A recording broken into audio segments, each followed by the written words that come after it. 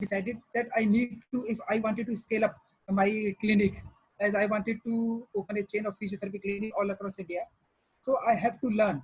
I have to learn about the marketing. I have to learn about the management. I have to learn about the branding. So then I thought that from where I can learn. And it was my fortune that IIT Delhi, with the help of the SIDBI, Small Industry Development Bank, they have started a course. That name is the Certificate in Entrepreneurship, which was the regular course of the 6 month. And I gave an interview because I have my own company named Pratibharatan Bhumi Private Limited. So because that was the demand of that course.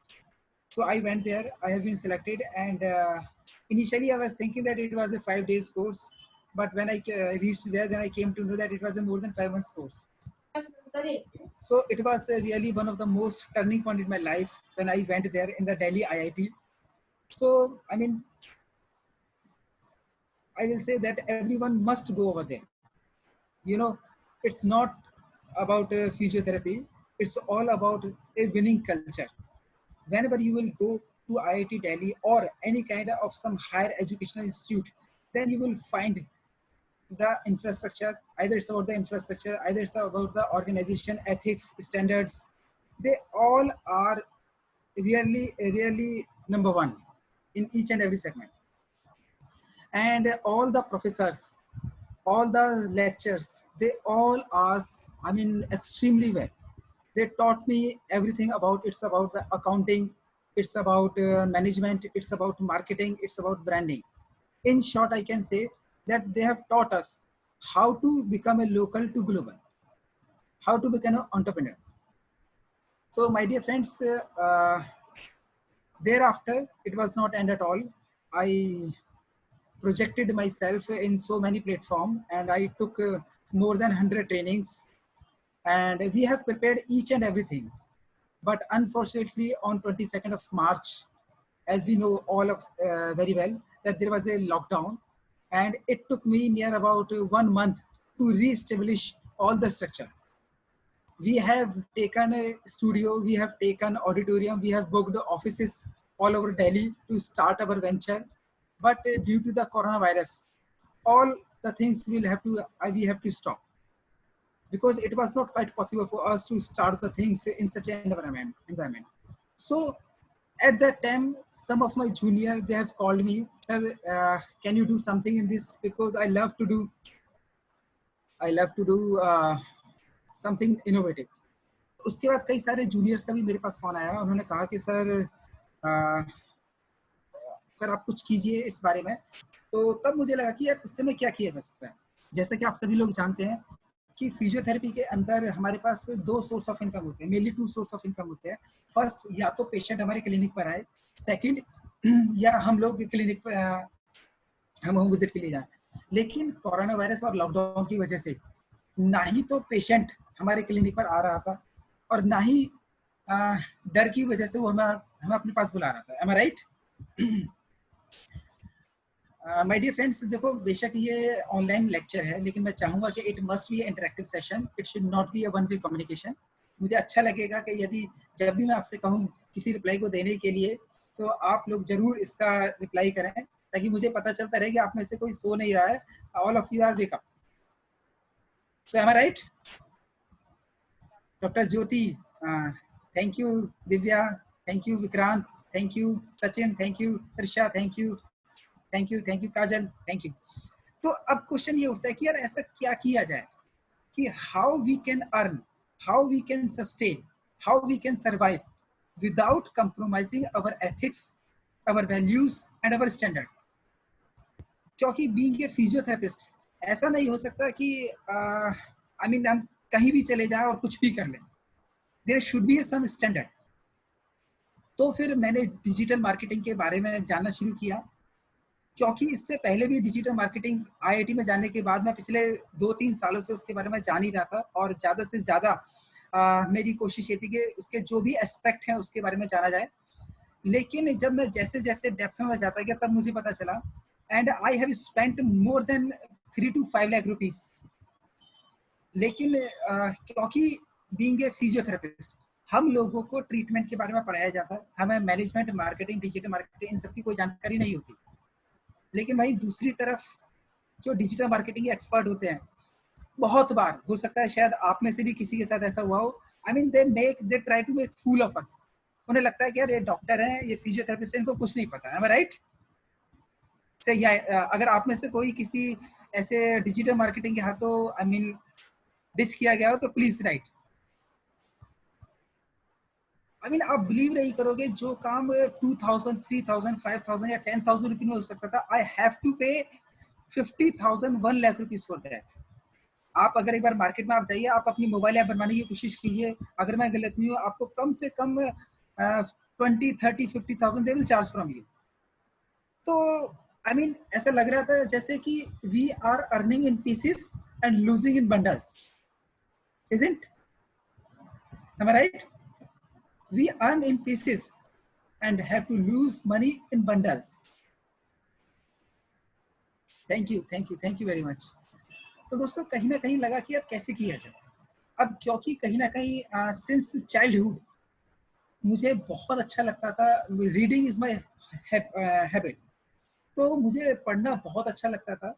और I mean मैं पढ़ने के लिए इतना ज़्यादा passionate था कि चाहे कोई भी बुक मेरे हाथ में आ जाए या कुछ भी मेरे हाथ में आ जाए, मुझे पढ़ने का बहुत ज़्यादा शौक था। और यही वजह है कि मैंने पहले जितने भी हमारे ग्रेट पीपल हैं उनकी बायोग्राफीज पढ़ी, और अपने कोर्सेज के तो मैं कभी भी एग्जाम के हिसाब से प्रिपरेशन नहीं करता था, हमेशा सिलेबस के हिसाब से प्रिपरेशन करता था, पूरी की पूरी बुक को कर लेना। तो मुझे लगा कि यार अगर मैं पढ़ लिख कर एक फिजियोथेरेपिस्ट बन सकता हूँ, तो क्या मैं पढ़ लिख कर और समझ कर एक डिजिटल मार्केटिंग एक्सपर्ट नहीं बन सकता? क्योंकि मुझे नहीं लगता जितनी पढ़ाई हम लोगों ने फिजियोथेरेपी में करी है, इतनी पढ़ाई डिजिटल मार्केटिंग में होती होगी। आई am damn sure 3 to 6 month के अंदर अंदर आप गूगल पर जाइए और अच्छी से अच्छी कंपनी का आप कोई भी डिजिटल मार्केटिंग को कर सकते हो। आपको मैक्सिमम टू मैक्सिमम 25,000 to 50,000 आपको पे करना होगा, और 3 to 6 मंथ के अंदर उसमें अगर आप डेली 2 to 3 आवर्स देते हो, आप इजीली कर सकते हो।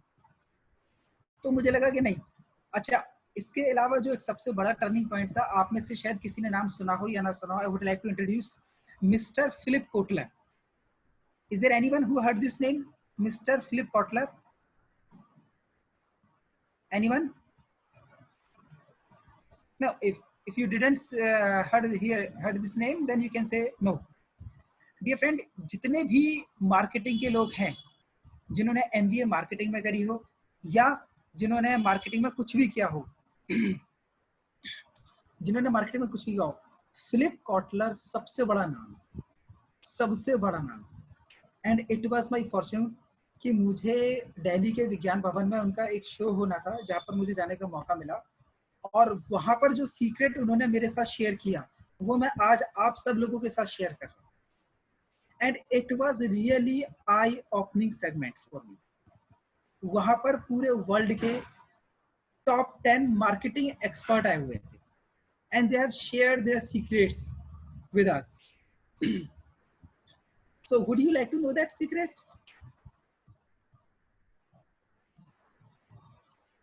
सिर्फ लगता है डॉक्टर विक्रांत जानना चाहते हैं, बाकी नहीं। Okay, great, thank you. So dear friends, ये पूरा सेमिनार अगर आप नहीं भी सुन पाओ, नहीं भी समझ पाओ, नहीं भी अप्लाई कर पाओ, नहीं भी एग्जीक्यूट कर पाओ, इट्स ओके। लेकिन मुझे लगता है कि आपके एक एक सिंगल सेकंड की बहुत कीमत है। यू आर ए प्रोफेशनल, और मैं चाहता हूं कि आज का सेमिनार आपकी लाइफ में टर्निंग पॉइंट साबित हो। तो फ्रेंड्स, वहां पर जो सबसे ज्यादा उन्होंने बताया कि किसी भी वेंचर को रन करने के लिए, किसी भी एंटरप्राइजेस को रन करने के लिए, किसी भी कंपनी को रन करने के लिए उसके 2 डिपार्टमेंट सबसे ज्यादा, 2 डिपार्टमेंट मोस्ट एसेंशियल पिलर होते हैं उसके। फर्स्ट डिपार्टमेंट है उसका R&D, रिसर्च एंड डेवलपमेंट, और सेकेंड डिपार्टमेंट है उसका मार्केटिंग। तब मुझे पता लगा, then I came to know कि कहाँ हम लोग फिजियोथेरेपिस्ट लैग कर रहे हैं। फिजियोथेरेपी सबसे पहली चीज तो ये कोई प्रोडक्ट नहीं है, एक सर्विस है। अगर आज आपके क्लिनिक पर पेशेंट आया या नहीं आया, उस दिन का आपको रेंट पे करना ही होगा, उस दिन के आपको स्टाफ की सैलरी देनी ही होगी। लेकिन वहीं दूसरी तरफ अगर आपके पास कोई प्रोडक्ट है या कोई पेन ऑयल है या कोई भी आपके पास टैबलेट है, अगर वो नहीं बिकी, अगर वो उस दिन नहीं भी सेल हुई, अगर वो आफ्टर 10 डेज सेल होती है, आफ्टर 20 डेज सेल होती है, तो उसकी एमआरपी पे कोई बहुत ज्यादा फर्क नहीं पड़ेगा। लेकिन फिजियोथेरेपी के अंदर यदि आप क्लिनिक पर जा रहे हो तो आपकी कॉस्ट लग रही है, this is called opportunity cost, और वो हर दिन लगती है, you can not avoid that. तो ऐसे में सबसे पहला डिपार्टमेंट है आपका R&D। What ever product, what ever service you are giving to your customer or client or patient, you will have to adopt the rule of CEI in that. That is CEI. Friends 1945 के बाद जब Japan के दोनों cities Hiroshima और Nagasaki पूरी तरीके से बर्बाद हो गए थे, तो मिस्टर डॉक्टर एडमंड थे जिन्होंने एक 14 प्रिंसिपल दिए थे। उसमें से उन्होंने एक प्रिंसिपल दिया था जो सबसे ज्यादा इंपॉर्टेंट था और जिसने जापान को कम बैक करने में बहुत बड़ी हेल्प करी थी, और उस प्रिंसिपल का नाम था CEI, continuous and endless improvement. Please all of you right it down, CEI, continuous and endless improvement. आप चाहे ऑर्थो के पेशेंट देखें, आप चाहे स्पोर्ट्स के पेशेंट देखें, चाहे आप न्यूरो के पेशेंट देखें, अमूमन फिजियोथेरेपी के अंदर ये सबसे ज्यादा कॉमन हो रहा है कि हम लोग किसी भी एक जॉइंट के बारे में हम लोग या किसी भी फिजियोथेरेपी हम लोग करते हैं 8 to 10 या मैक्सिमम 15 एक्सरसाइज हम लोग उसमें अच्छी तरह से एक्सपर्ट हो जाते हैं, और फिर उसके बाद हर पेशेंट के ऊपर वही अप्लाई करना शुरू कर देते हैं। Am I right? Please if you feel that I am right, so please write it right.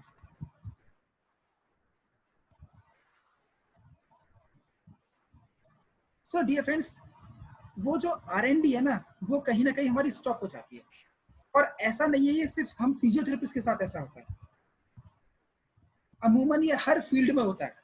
अगर आप में से कोई किसी ऑर्थोपेडिक के साथ काम करता हो, आप में से कोई किसी फिजिशियन के साथ काम करता हो, तो आप देखना सुबह से लेकर शाम तक नियर अबाउट 20 के आसपास मेडिसिन होगी, और उन्हीं 20 मेडिसिन को वो ऑर्थोपेडिशियन, वो न्यूरोलॉजिस्ट घुमा फिरा कर देगा। M I right?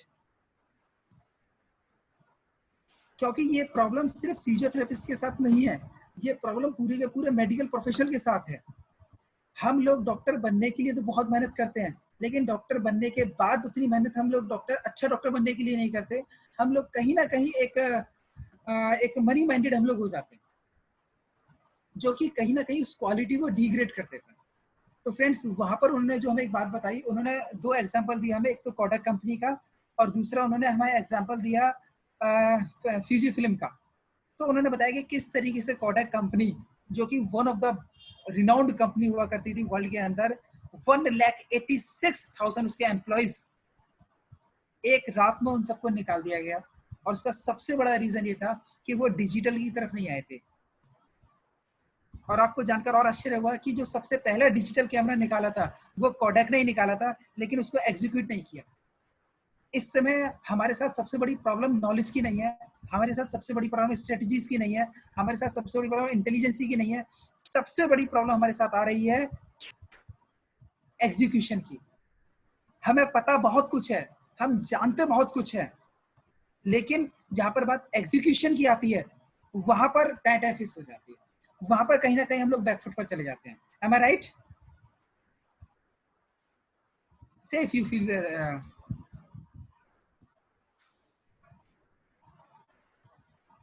Thank you very much.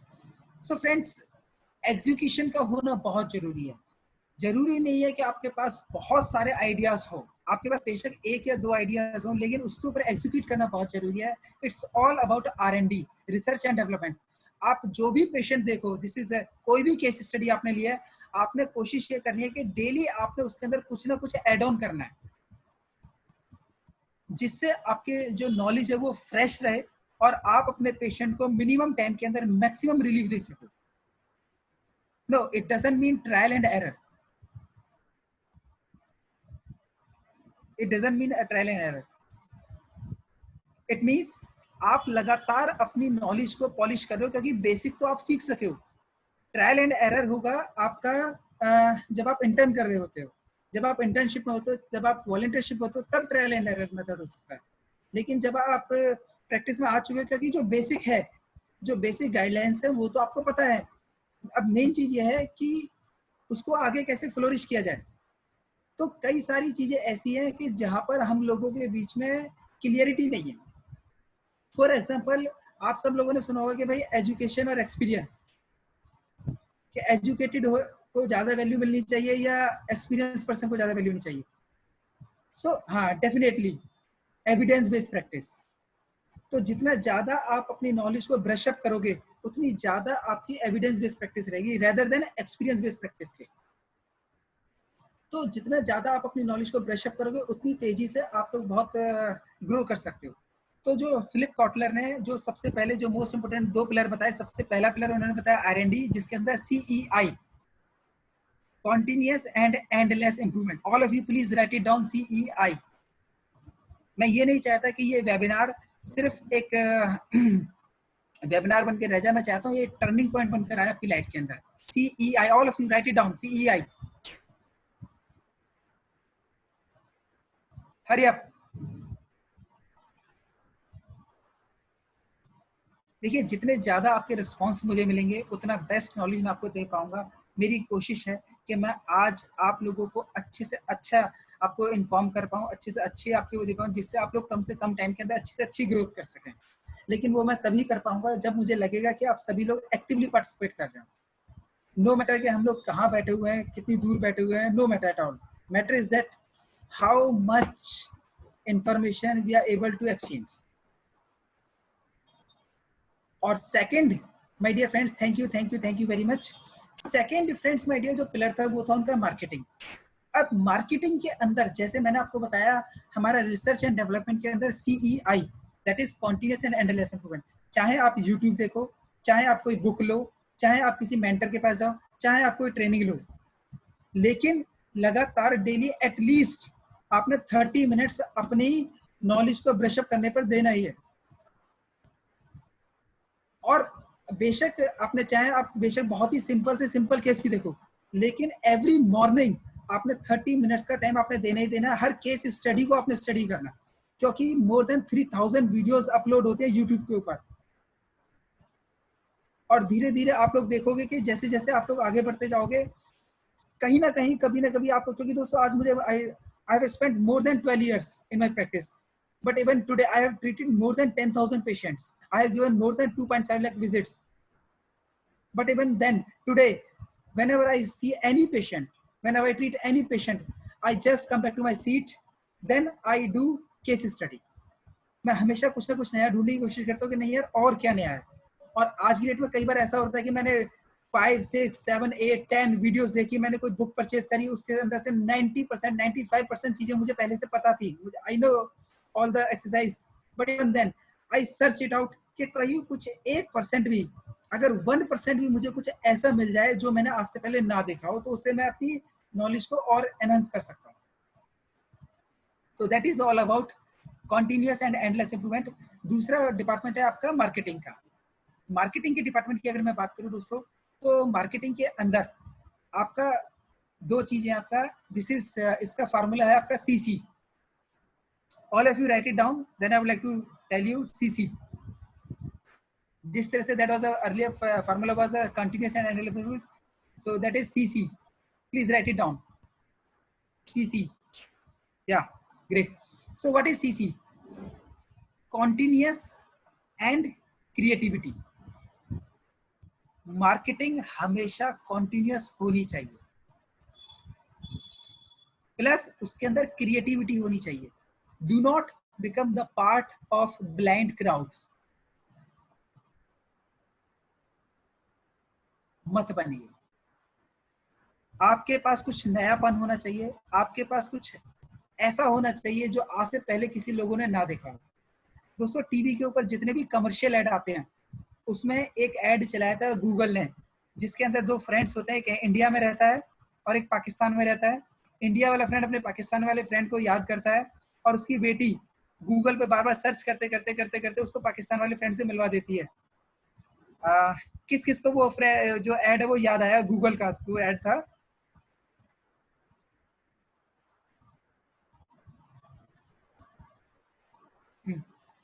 दोस्तों, ये सबसे फेमस ऐड था और बहुत ज्यादा इसकी TRP गई थी। तो कोशिश ये करो कि हमेशा हमें, आप डालकर देख सकते हो, स्नेहा आप डालकर देखना, आपको मिल जाएगा गूगल मोस्ट इन्फ्लुएंसिंग ऐड। तो इसमें सबसे बड़ी चीज ये थी कि इसके अंदर ना जब भी आप कोई बात कहो तो आपके पास एक स्टोरी होनी चाहिए, यू मस्ट हैव समथिंग। तो आपका जो भी एडवर्टाइजमेंट हो अपने क्लिनिक का हो या कोई भी चीज हो, कोशिश करिए कि आप ज्यादा से ज्यादा उसके टेस्टिमोनियल्स दें और वो टेस्टिमोनियल्स रियल हो। उन टेस्टिमोनियल्स को किस तरीके से प्रेजेंट करना है, तो कॉन्टिन्यूटी प्लस क्रिएटिविटी, ये किसी भी मार्केटिंग के सबसे बड़े पिलर हैं। तो दोस्तों ये थोड़ा सा मैं आपके साथ सबसे ज्यादा मोस्ट इंपोर्टेंट चीज आपके साथ शेयर करना चाहता था। आगे मैं आना चाहूंगा आपको।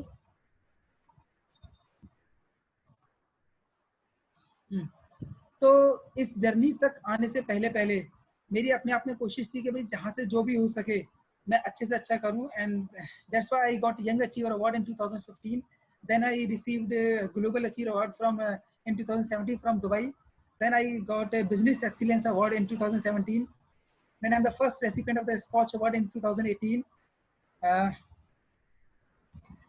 मुझे कोई भी पर्सन अगर मुझे ऐसा मिला जिससे मुझे कुछ हासिल हुआ या मुझे सीखने को मिला, वो सभी लोग, चाहे वो मेरे स्कूल टाइम के हो, मेरे कॉलेज टाइम के हो, मेरे ट्रेनिंग कोचेज हो, मेरे बिजनेस कोचेज हो, मेरे MLM इंस्पिरेशन कोर्स हो, कि उन्होंने किस तरीके से बहुत कम टाइम के अंदर उनको किया, मैंने हमेशा उनका रिगार्ड किया, उनका रिस्पेक्ट किया, और उन्होंने जो कुछ भी मुझे सिखाया उसको लगातार मेरी कोशिश ये थी कि मैं उसको अपनी डेली लाइफ में कैसे लेकर आऊँ।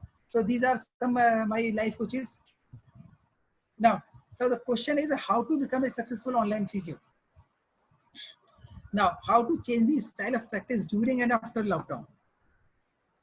तो कहीं ना कहीं लॉकडाउन से पहले और लॉकडाउन के बाद दोस्तों कहीं ना कहीं हमारा जो टेक्नोलॉजी है, इस लॉकडाउन की वजह से, इस कोरोना वायरस की वजह से हमारी जो टेक्नोलॉजी है वो 10 साल आगे जा चुकी है। It has been 10 years ahead.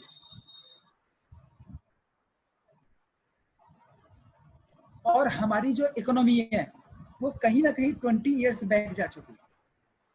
Means यहाँ पर मैं आपको साथ एक और फॉर्मूला शेयर करूंगा। अगर वो फार्मूला, क्योंकि देखो मैं आपको जो भी बताऊंगा मेरी कोशिश रहेगी वो मैं आपको फार्मूले की फॉर्म में बताऊं जिससे आपको याद रखने में, आपको मेमोराइज करने में आसानी हो। तो आपका जो इस लॉकडाउन के बाद और लॉकडाउन से पहले मैं आपको 3 चीजें, एक फार्मूला आपको बता रहा हूँ, इसका नाम है STS। Please right it down, STS।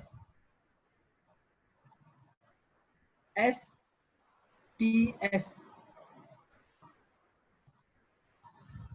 Please right it down, STS। दोस्तों नो SPS नहीं डॉक्टर रवि, SPS नहीं, STS। Yes, STS। जितनी भी कंपनी थी इस लॉकडाउन के बाद जिन्होंने STS को अपनाया वो ग्रोथ कर गई, जिन्होंने नहीं अपनाया वो शट डाउन कर गई। जितने भी वेंचर्स थे, जितने भी कॉर्पोरेट सेक्टर थे, जिसने STS को अपनाया उनकी ग्रोथ हो गई, बाकी सब लोग शट डाउन हो गए। चाहे वो डॉक्टर्स हो, चाहे वो इंजीनियर्स हो, चाहे वो बिजनेसमैन हो, चाहे वो एंटरप्रेन्योर हो, जिस व्यक्ति ने STS को अपनाया सिर्फ वही इस लॉकडाउन में ग्रोथ कर पाया, सरवाइव कर पाया। जिसने इस STS को अवॉइड किया, he was completely broke down. So should I explain you what is STS? I think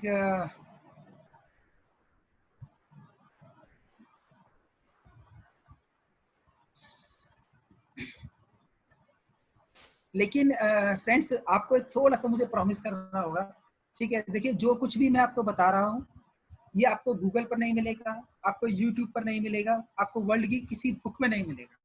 it's all about my experience and I wanted to give you best of my best, because what I feel that even a single second of your life is highly important to me. I do not want to waste even a single second of your life. आपको मुझसे promise करना होगा कि चाहे कुछ भी हो जाए आप इस STS को अपनाओगे, and I am damn sure आप चाहे फिजियोथेरेपी क्लिनिक चलाओ या वर्ल्ड इन फ्यूचर आप कभी भी कोई भी काम चेंज कर दो आप, ठीक है? अगर आप इस STS को अपनाते हो अब सवाल ही नहीं पैदा होता आप फेल हो जाओ। So can I expect some promise from you? Sachin, doctor Sachin, doctor Fabia, doctor Kajal, doctor Juhi, doctor Nab, doctor Ravi, doctor Sapna, doctor Sachin, doctor Tushar, doctor Vikrant, doctor Shashi, doctor Samriddhi, Richa, Panjali, thank you, thank you, thank you, thank you very much. Please, all of you. Thank you. Now, so अगर possible हो तो आप इसे note कर सकते हो. STS, S for speed. मैं जो भी आपको बताऊंगा उसके साथ साथ एक एग्जांपल भी दूंगा. S means speed. फ्रेंड्स, आपको याद होगा जब लॉकडाउन हुआ और जब कोरोना वायरस इंडिया के अंदर आया, सबसे ज्यादा जो सेल हुई थी वो हुई थी मास्क की और सैनिटाइजर की. M I right? 3 मंथ्स पहले जिस बिजनेस ने, जिस कॉर्पोरेट ने मास्क के अंदर और सैनिटाइजर के अंदर पैसा लगाया, उसने बहुत पैसा कमाया. लेकिन आज की डेट में यदि आप इन्वेस्ट करते हो मास्क में, सैनिटाइजर में या पीपी किट में, अब कोई फायदा नहीं.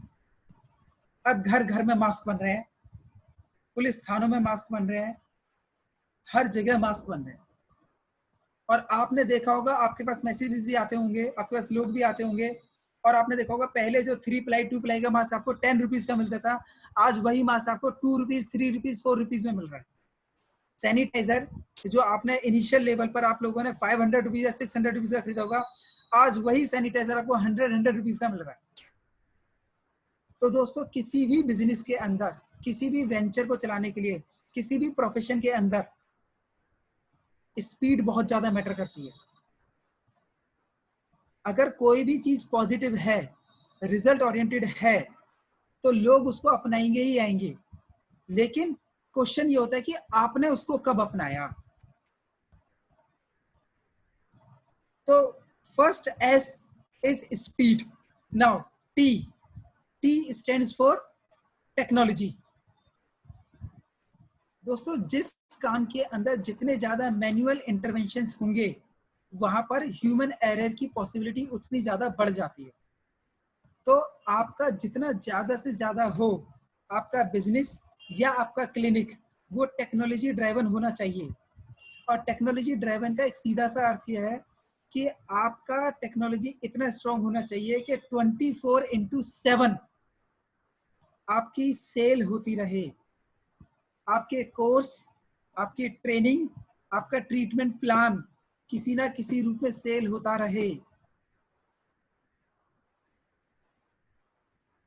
क्योंकि अभी तक फिजियोथेरेपी के अंदर स्पीड का, डॉक्टर मेघा, आपने बहुत, डॉक्टर मेघा आज के क्वेश्चन, डॉक्टर मेघा, अभी आप देखिए एक क्लास 4 लेजर आई थी. क्लास 4 लेजर इनिशियल लेवल पर जब वो आई थी, आज से मुझे बहुत अच्छी से याद है, 3 to 5 ईयर्स एगो. पहले सबसे पहले लेजर का बहुत आया था. लेजर लेजर लेजर, हर जगह लेजर के बारे में बहुत ज्यादा पॉइंट आउट किया जाता था. उसके बाद एक आई थी क्लास 4 लेजर, संवेदना करके क्लिनिक थे, उन लोगों ने इसको इनिशिएट किया था. शायद हो सकता है आपके पास भी कोई ना कोई आया हो. And they were charging near about 10 lakh rupees for that laser.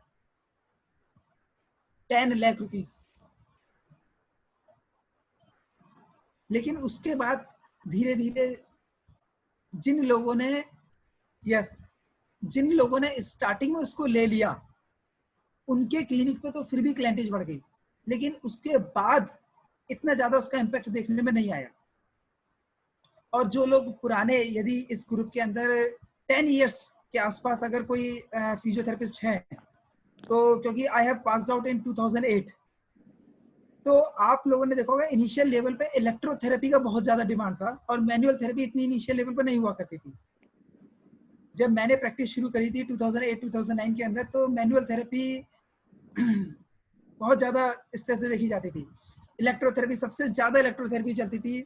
मतलब हर जिसको देखो 2 टेंस अपने यहाँ पर लगाई, 2 अल्ट्रासोनिक अपने यहाँ पे डाली, एक एसडब्ल्यू डाली. लेकिन अब हर क्लिनिक में जाता, मेरा ख्याल है हर क्लिनिक के अंदर मैनुअल थेरेपी हो रही है.